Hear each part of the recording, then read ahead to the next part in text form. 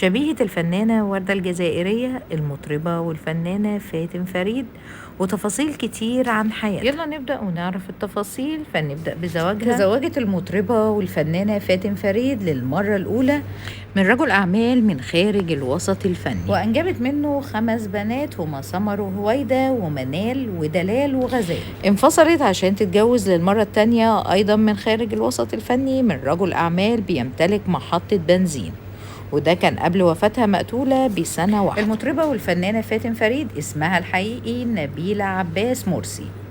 درست في القسم الحر بمعهد الموسيقى العربية واتخرجت منه سنة 1975. اتعرفت قبل دخولها للسينما في سوريا ولبنان كمطربة. بعدها رجعت لمصر عشان تشارك في مجموعة من الأفلام السينمائية وأنتجت أحد الأفلام. قصة مقتل الفنانة والمطربة فاتن فريد. محدش كان يتوقع إن الزيجة التانية للمطربة والفنانة فاتن فريد هتكون السبب في وجود اسمها في صفحة الحوادث. القصة بدأت يوم الخميس الموافق 15 فبراير 2007 لما حصل خلاف ما بين زوجها وما بين عامل بيدعى ياسر علي عبد الله، عامل في البنزينة بيبلغ من العمر 25 سنة. مشكلة كبيرة، فقرر زوجها انه يطرده من العمل. فقرر العامل وقتها انه يروح للفنانة الرقيقة فاتن فريد اللي كانت بتعطف عليه دايما ويستعطفها عشان يرجع للشغل مرة تانية.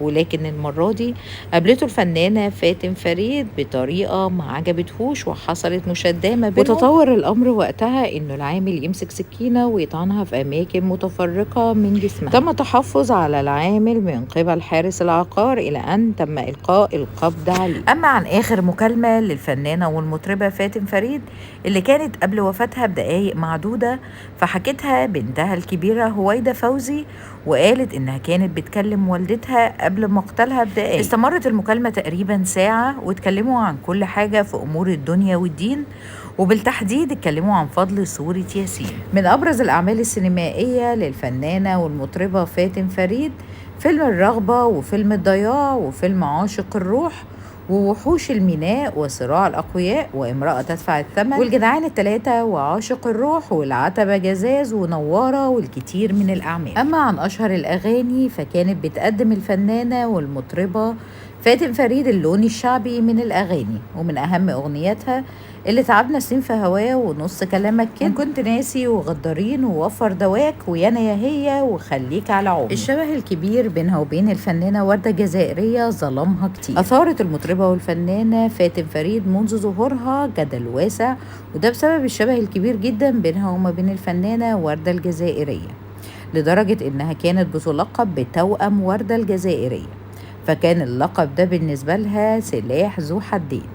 من ناحية التشبيه بوردة فهو أمر جميل جدا، وخصوصا انها كانت فنانة قديرة ولسه طالعة فحقق لها شهرة كبيرة. اما على الجانب الاخر فكانوا دايما بيقارنوها بالفنانة وردة الجزائرية، وطبعا مطالب منها انها تقدم اعمال بنفس مستوى الاعمال اللي بتقدمها الفنانة وردة الجزائرية، وده دايما كان حاططها تحت ضغط نفسي. خلص الفيديو، لو عجبكم لايك وشير وفولو للبيج.